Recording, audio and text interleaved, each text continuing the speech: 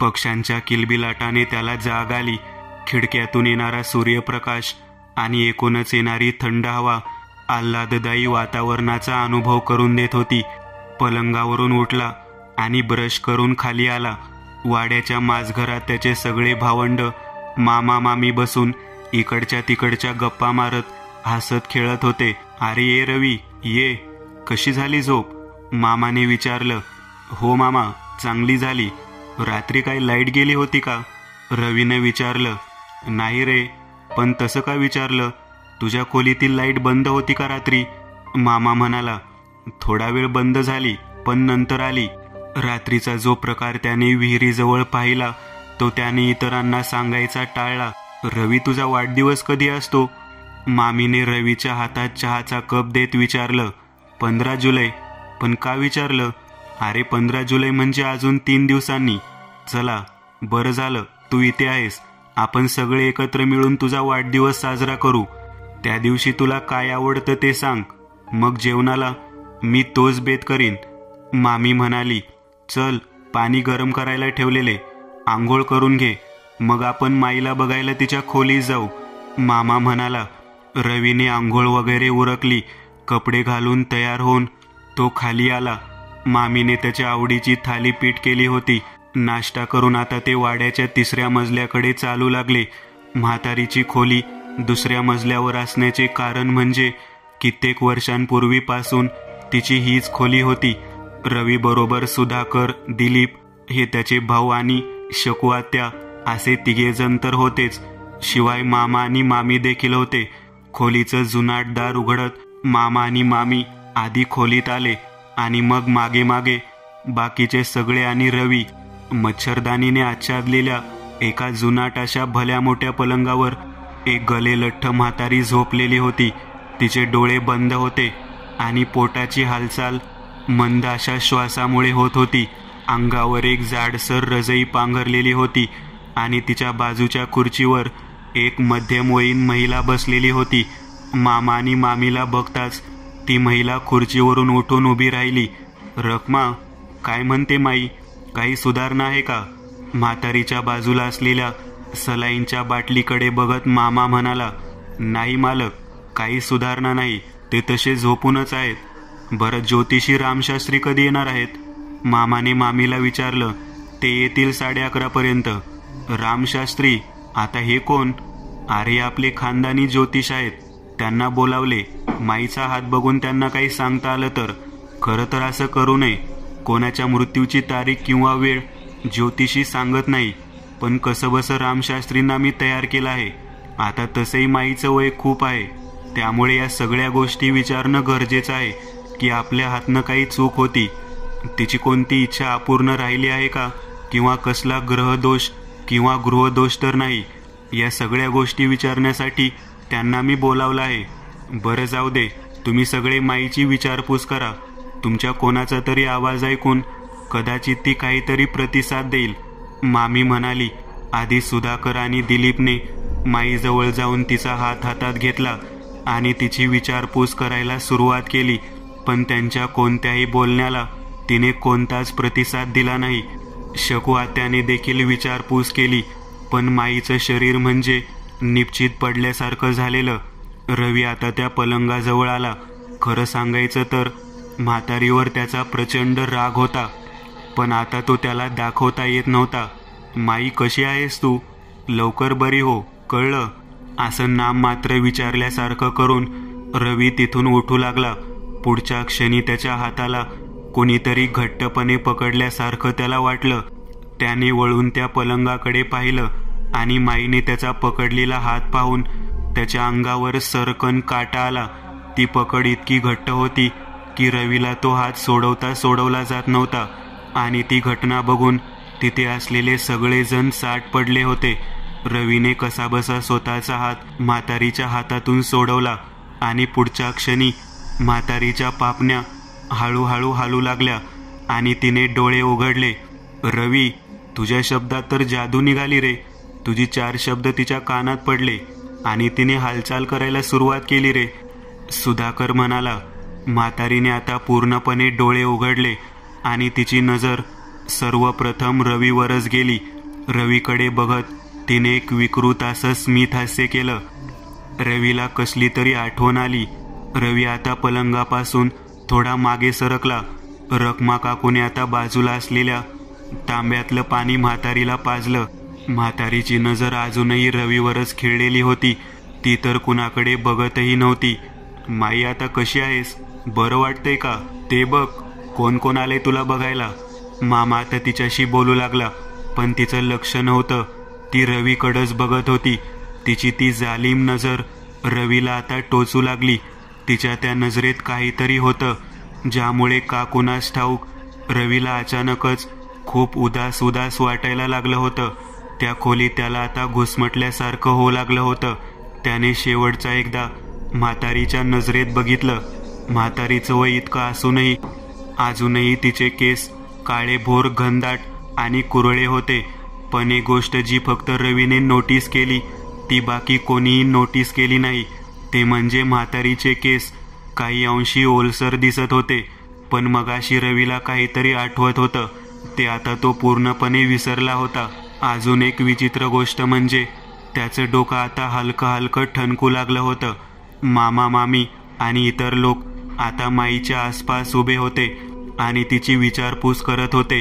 पण रवी आता एक एक पाऊल टाकत खोलीच्या बाहेर निघून आला, कारण आता ती घुसमट त्याला असहनीय झाली होती. खोलीबाहेर येऊन तो दारासमोर असलेल्या भागात काही वेळ उभा राहिला आणि त्यांनी आतमध्ये माईच्या पलंगाकडे नजर टाकली. आणि क्षणभर त्याच्या अंगावर भीतीने शहारा आला, कारण आता म्हातारीची मान दरवाजाच्या दिशेला होती आणि ती रवीकडेच बघत होती. रवीच्या अंगाला भीतीने कंप सुटला आणि तो आता तिथून खालच्या मजल्यावर स्वतःच्या खोलीत आला. आत येत त्याने बॅगमध्ये हात घालून डोकेदुखीची गोळी बाहेर काढली. गोळी घेऊन त्यावर गटागट पाणी पिऊन तो पलंगावर बसला. काही क्षण त्याचं डोकं सुन्न झालं होतं. त्याची विचारशक्ती कुंठित झाली होती. तो कसलाच विचार करू शकत नव्हता. तिची ती नजर आठवून अजूनही त्याला हातपाय गळून गेल्यासारखं होत होतं. किती निगेटिव्हिटी आहे त्या खोलीत, आणि स्पेशली त्या म्हातारीच्या नजरेत. ही म्हातारी खरंच कोणी सामान्य बाई नाहीये, हे तर नक्की. पलंगावर आडवा झाला. त्याची नजर वरच्या सिलिंग फॅनवर गेली आणि विजेचा झटका बसल्यासारखा तो उठून पुन्हा उभा राहिला. पंख्याला उलट लटकलेलं ते वटवाघूळ जे त्याला पहाटे दिसलं होतं, ते आताही पंख्याला उलट लटकलेलं होतं. वटवाघुळाचे ते डोळे आणि त्या म्हातारीची नजर, या दोन्हीत काहीतरी साम्य रवीला जाणवत होतं. त्याने लाईटचं स्विचमधलं पंख्याचं बटन दाबलं. उडून बाल्कनीतून बाहेर निघून गेला. पण बाल्कनीचं दार मी बंद करून ठेवलं होतं. मग ते उघडलं कधी आणि कोणी? रवीच्या मनात अजून एक प्रश्न उपस्थित झाला. बाल्कनीचं दार बंद करून, खिडकी बंद करून तो पलंगावर आडवा झाला. गोळी घेऊन देखील डोकं थांबलं नव्हतं. काही वेळ झोपावं असं त्याला वाटू लागलं.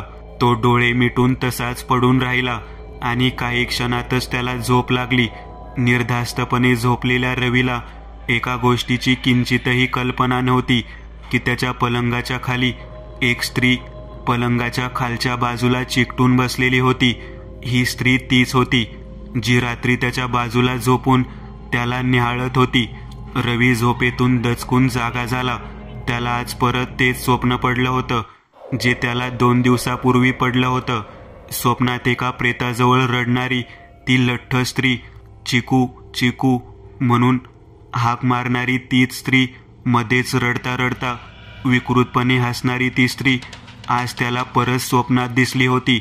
पण त्याला जाग यायचं खरं कारण म्हणजे त्याचा फोन वाजत होता. पलंगावरून उठून त्याने फोन हातात घेतला. फोन त्याच्या टीम लीडरचा होता.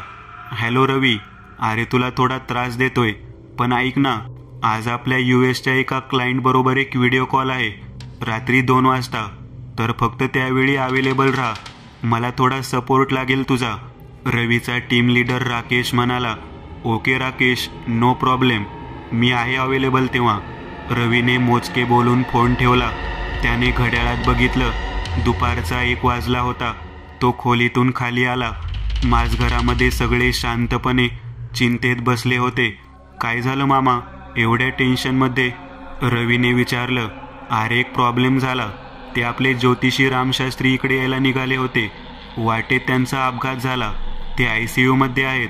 त्यांचं वाचणं खूपच अवघड आहे असं त्यांचा एक शिष्य म्हणाला. मामाने सांगितलं. बापरे, मग आता? रवीने विचारलं. आता काय, बघू, जे चाललंय ते चालू द्यायचं. मामा म्हणाला. बरं चला, तुम्ही सगळे जेवून घ्या. मामी म्हणाली. सगळेजण पंक्तीने जेवायला बसले. इकडच्या तिकडच्या गप्पा सुरू होत्या. पण खरंच रवी, तुझ्या शब्दात जादू आहे. अरे गेले 3 आठवडे माईचे डोळे बंद ते बंदच होते. तिची हालचाल बंद झालेली, पण तू फक्त 4 वाक्ये बोललास आणि तिने डोळे उघडले आणि हालचालही सुरू झाली तिची. आणि इतकंच नाही, तू तिथून गेलास तरी तिची नजर तुलाच शोधत होती. कितीतरी वेळ ती दाराकडेच बघत होती. मामी म्हणाली. तसं काही नाही मामी, घाव बसायला आणि खांदी तुटायला तसंच काहीसं झालं. रवी म्हणाला. आता पुन्हा वातावरण नॉर्मल झालं आणि सगळे इकडच्या तिकडच्या गप्पा मारू लागले. रवी तुझी रास कुठली रे? मामीने सहज विचारलं. मिथुन. आणि नक्षत्र? मामीने पुन्हा विचारलं. पुनर्वसू, रवीने उत्तर दिलं. मग तिथून राशी कुंडली असले विषय सुरू झाले. जेवण करून रवी पुन्हा स्वतःच्या खोलीत गेला. यावेळेस सुधाकरही त्याच्या बरोबर होता. सुधाकरचं आणि रवीचं जरा चांगलं जमायचं. रवीने सिगरेट पेटवली आणि सुधाकरलाही ऑफर केली. दोघी गॅलरीत उभे राहून सिगारेटचे झुरके मारू लागले. रवीने विहिरीकडे बघत सुधाकरला विचारलं. मला एक सांग, इथं 2 विहिरी आहेत, पण मग ही कोपऱ्यातली विहीर अशी ओसाड का वाटते? ती एक खूप विचित्र गोष्ट आहे या विहिरीची. म्हणजे मलाही नीट माहिती नाही, पण त्या विहिरीत कोणीतरी जीव दिला होता कित्येक वर्षांपूर्वी. मग अशा विहिरीचे पाणी पिऊ शकत नाही ना, म्हणून मग दुसरी विहीर खोदली. बापरे, अरे मला काल या नव्या विहिरीशी कोणीतरी दिसलं होतं रात्री 3:30 वाजता. त्यातून पाणी काढून ती बाई स्वतःवर ओतत होती. बरं बाहेर जोरदार पाऊस होता रे त्यावेळी. रवी म्हणाला. नाही रे, शक्यच नाही. तू भयकथा खूप वाचतोस का, किंवा हॉरर चित्रपट बघतोस? असं काहीतरी दिसतं त्याच्यामुळं. आणि दुसरं म्हणजे काल तुझ्या शेजारीच बसलो होतो मी. मला दारूचा वास येत होता. तू ड्रिंक करून आला होतास का? सुधाकरने विचारलं. हो दादा, आता जरा प्रवासाचा थकवा घालवण्यासाठी ड्रिंक केले होते. रवीने कबुली दिली. अरे मग बरोबर आहे. एकतर ड्रिंक्स केलेला, त्यात इतका प्रवास केलेला, मग हे होणारच. अरे आम्ही इतकी वर्ष इथे राहतोय, आम्हाला कधी असले भास झाले नाही. आम्ही रात्री किती वाजता इथे पोहोचायचो, पण कधी कसला वाईट अनुभव आला नाही. तसलं काही नाही, त्यामुळे जास्त विचार करू नको. सुधाकर म्हणाला. अरे ते ज्योतिष रामशास्त्री, त्यांचं काय झालं रे? म्हणजे त्यांचा अपघात झाला कसा? काहीच माहिती नाही, पण जरा विचित्रच वाटलं मला तर ऐकून. सुधाकर म्हणाला. बरं मला जरा काम आहे, मी निघतो. असं म्हणून सुधाकर रवीच्या खोलीतून निघून गेला. रवी पलंगावर आडवा झाला. रात्री झोपमोड झाली होती आणि मगाशी भयानक स्वप्नामुळे तो झोपेतून मध्येच जागा झाला होता. त्यामुळे अजूनही त्याला थकवा जाणवत होता. बघता बघता त्याचा डोळा लागला. ए चिकू, येणारे परत, बघू दे ना तुला डोळे भरून. गाढ झोपेत असलेल्या रवीच्या कानावर तोच आवाज पुन्हा आला. त्याला त्याच्या शरीरात काहीतरी कमी वाटत होतं. डोळे चोळत त्याने बाजूला ठेवलेला फोन उचलण्यासाठी म्हणून स्वतःचा डावा हात सरसावला आणि त्याच्या लक्षात आलं त्याचा डावा हात कोपऱ्याच्या खाली सुन्न पडलाय आणि हातावरती 5 जाडसर बोटांचे ठसे उमटले आहेत. त्याचा हात पूर्णपणे सुन्न झाला होता. जणू काही शरीरावर हात आहे की नाही हेच त्याला समजत नव्हतं. क्षणभर त्याची वाचाच बसली. तो पलंगावरून उतरून उभा राहिला. हात लुळा पडला होता. या हाताला म्हातारीने घट्टपणे पकडलं होतं मगाशी जेव्हा तो त्याच्या खोलीत गेला होता. त्याने स्वतःच्या उजव्या हाताने डाव्या हाताच्या सुन्न पडलेल्या भागावर जोरदार चिमटा घेतला आणि अचानक त्याला त्या हाताला सेन्सेशन जाणवू लागलं. जणू काही त्याचा रक्त साकळलं होतं आणि त्यामुळे रक्तप्रवाह कुंठित झाला होता. हळूहळू त्याचा हात थाऱ्यावर आला. घड्याळात 7 वाजले होते. मी इतका वेळ झोपलो कसा? आणि असं का वाटते जणू लगेच उठलोय मी. तो खाली आला. माझ घरात फक्त नोकर होता जो साफसफाई करत होता. कुठे गेले हे सगळे, त्याने नोकराला विचारलं. मोठे मालक आणि मालकीनबाई देवळात गेलेत, बाकीचे पण तिकडेच गेलेत. तुम्ही झोपला होतात, मी बघायला आलो होतो मालक. तुम्ही झोपला होतात, मी बघायला आलो होतो. मालक म्हटले झोपू दे त्याला.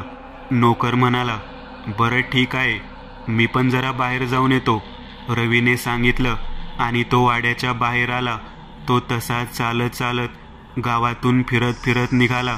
थोडं पुढे आल्यावर एका दुकानाशी येऊन त्याने दुकानदाराला त्याच्या ब्रँडचं सिगरेटचं पाकिट मागितलं. काका, इथं जवळपास कोणतं मंदिर आहे? पैसे देत त्याने विचारलं. ते बघा, त्या पायवाटेने जरा पुढं गेलात की एक हनुमान मंदिर आहे. हो, म्हणजे हे सगळे तिकडेच गेलेत असं समजून रवी त्या पायवाटेच्या दिशेने चालू लागला. त्याला वळल्या वळल्या लगेच समोर एक छोटं मंदिर दिसलं.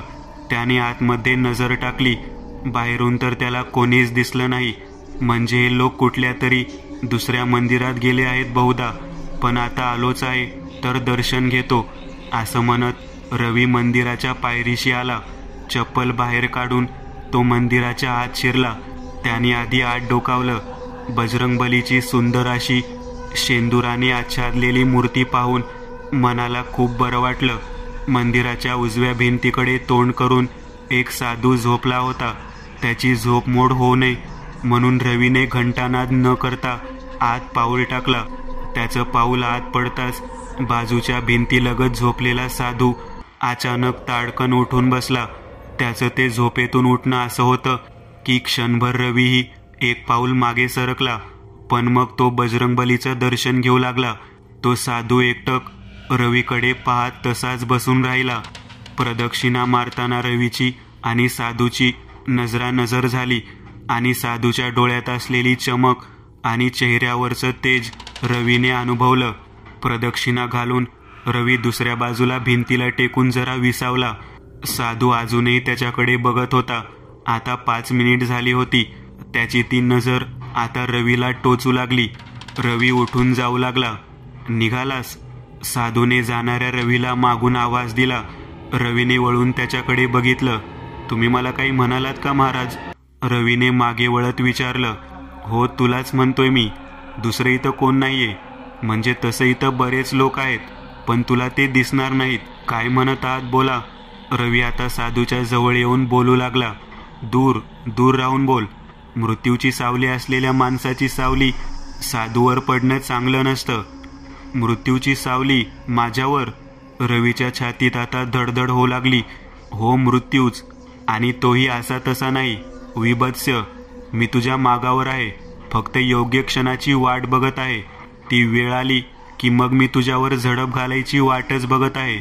साधूचं बोलणं आता खूपच विचित्र टोनमध्ये होऊ लागलं आणि त्याची नजर मंदिराच्या बाहेर स्थिरावली. रवीने मंदिराच्या बाहेर बघितलं, पण तिथे तर कोणीच नव्हतं. मग साधू कोणाकडे बघत बोलत होता? ती तुला नाही सोडणार. आता सुद्धा ती मंदिराच्या बाहेरच उभी आहे. गेले कित्येक दिवस ती तुझ्या मागावर आहे. तुझी सावली बनवून ती फिरते आणि तुला याची कणभरही कल्पना नाहीये. साधूचं बोलणं आता विचित्र पद्धतीने होऊ लागलं आणि त्याची ती बोलण्याची पद्धत रवीच्या मनातलं भय मिनिटांनी वाढवू लागली. महाराज, हे काय बोलताय तुम्ही? मला काही समजत नाहीये. रवी आता खाली बसला. मला वाचवा, रवी विनवणी करू लागला. गेले काही दिवस मलाही आजूबाजूला कोणीतरी वावरत आहे हे जाणवतच होतं. 15 दिवसापासून मला असं वाटते की कोणीतरी माझा पाठलाग करते आणि गेले 2 दिवस तर मला चित्रविचित्र गोष्टींचा अनुभव होतोय. त्यामुळे तुम्ही जे म्हणताय ते तितकंसं चुकीचं नाहीये. साधूची नजर बाहेरच होती आणि आता त्याच्या नजरेतही भीतीची एक छटा जाणवू लागली. साधूने आता नजर रवीकडे वळवली. तुझा डावा हात पुढे कर, साधू म्हणाला. साधूने लांबूनच रवीच्या डाव्या हातावर नजर टाकली. तो मध्ये छताकडे बघून डोळे मिटून काहीतरी आठवायचा प्रयत्न करायचा आणि मग परत रवीच्या हाताकडे बघायचा. तर मध्ये मध्ये तोंडातल्या तोंडात काहीतरी पुटपुटत राहायचा. येणारे 3 दिवस तुझ्यासाठी खूपच घातक आहेत आणि सगळ्यात घातक जर कुठला दिवस आहे तर तो शेवटचा म्हणजे तिसरा. तुझी ग्रहदशा सांगते की तुझा मृत्यू जर यावेळी टळला तर तुला पुढे उदंड आयुष्य आहे, पण तो टळायची शक्यता खूप कमी आहे. साधू म्हणाला, महाराज पण नक्की आहे काय? आणि माझ्या मागावर आहे तरी कोण ते तरी सांगा. त्यासाठी मला एका रात्रीचा कालावधी दे. उद्या याच वेळी मला इथं भेट. मी तुला सगळं काही सांगीन. साधू म्हणाला, एक रात्रीची वेळ? रवीने प्रश्न विचारला. होय, मला माझ्या सिद्धीचा वापर करून भूतकाळात घडलेल्या गोष्टीबद्दल माहिती घ्यावी लागेल, तेव्हाच हे समजेल. पण आजची रात्र तुला सावध राहावं लागेल, कारण तुझा हात बघून मला असं जाणवतंय की जसजसा तो दिवस जवळ येतोय तसतशी तिच्यातील आणि तुझ्यातील अंतर कमी कमी होत जाते. ती तुझ्या 3 ते 4 फूटपेक्षा कमी अंतरावर वावरत आहे. तिची काळी सावली मला इथं बसल्या बसल्याही जाणवत आहे. आता तू घरी जा आणि लक्षात ठेव, मद्यपान, मांसाहार यातलं काहीही करू नकोस. साधूनी दाराच्या बाहेर बघितलं आणि तो रवीला म्हणाला. पण इतकं सगळं झाल्यानंतर रवीला आता मंदिरातून बाहेर जायची भीती वाटत होती. त्याला घाम फुटला होता. घाबरू नकोस, ती तुला योग्य वेळेपर्यंत काहीही करू शकणार नाही, त्यामुळे निर्धास्तपणे जा. मलाही इथून जवळच्या स्मशानात जायला लागेल. साधू उठून उभा राहिला. रवी मंदिरातून बाहेर आला. तो आता त्या पायवाटेने जसा आला होता त्याच मार्गाने तो वाड्याकडे चालू लागला. पण त्याची नजर इकडे तिकडे होती. त्याला आता प्रकर्षाने जाणवत होतं की कोणीतरी त्याच्या मागे मागे चालते. मध्येच बाजूच्या झाडीतून सळसळ असा आवाज येई आणि रवीची भांबेरी उडे.